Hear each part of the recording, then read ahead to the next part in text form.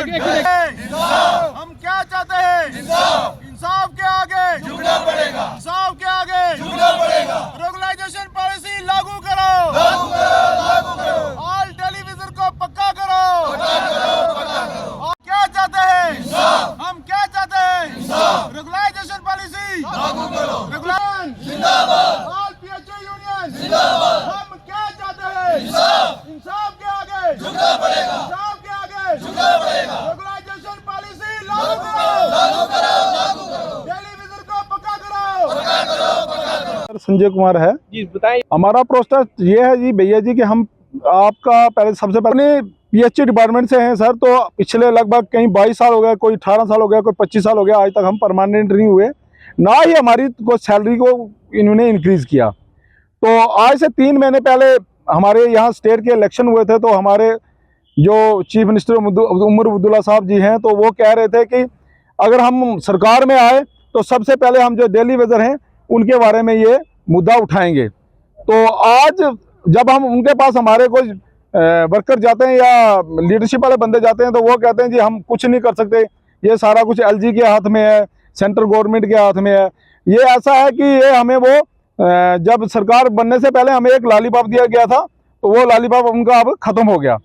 क्यों? तो हम ये चाहते हैं कि हमें 18-18, 20-20 साल हो गए, 25 साल हो गए इस पीएचई डिपार्टमेंट को अपना योगदान देते हुए। हम ये चाहते हैं कि हमारी स्टेट की जो गवर्नमेंट है वो फौरी तौर पर ये एक आवाज़ उठाए, एलजी साहब के पास जाए, उनको जाके ये बोले कि हमारे मुलाजम पिछले 25 साल, 18 साल से 20 साल से एक पीएचई डिपार्टमेंट में काम कर रहे हैं और उनका कुछ नहीं हुआ, लिहाजा हम इनका कुछ हमारे लिए कोई रेगुलाइजेशन पॉलिसी का जो वो बनाएं। तो हम उमर अब्दुल्ला साहब से रिक्वेस्ट करते हैं, तो साथ में हमारे जो एलजी साहब हैं जो सेंट्रल डिपार्टमेंट के यहाँ बैठे हुए हैं, उनसे भी हम रिक्वेस्ट करते हैं। उन्होंने भी कहा था कि हम डेली विजर के लिए कुछ अच्छा प्लान और जल्दी लाएंगे, तो आज तक उनका भी कोई ऐसा प्लान नहीं आया, ना ही सेंटर से कोई हमारा ऐसा मुद्दा उठा जिसमें हमें कोई रेगुलाइजेशन किया गया, ना कि हमें सैलरी इंक्रीज की गई। तो जैसे कि हमारे साथ के डिपार्टमेंट ले लो, कहीं पीडीडी के पीएचई टेलीविजन जी, बताइए। आज जो हमने ये प्रोटेस्ट रखा है, क्योंकि हम पहले इससे पहले एलजी साहब थे, बीजेपी गवर्नमेंट थी, और उन्होंने हमारे साथ कई बार वादे किए कि हम टेलीविजन को परमानेंट करेंगे, लेकिन उनके वादे भी खोखले निकले।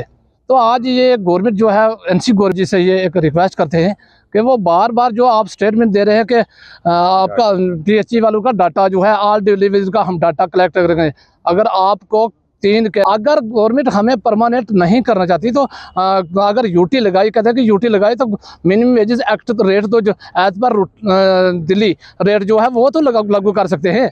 आज 8,000 या 9,000 में हम अपना बाल बच्चे का गुजारा कैसे करें? आप ही बताएं कि हमें 25 साल हमारे ये सीएम साहब कहते हैं कि इनका डाटा कलेक्ट हो। जब आप 2014 में आपकी हुकूमत थी, उस टाइम आपका डाटा जो है आपने पूरा क्लियर करके बताया था।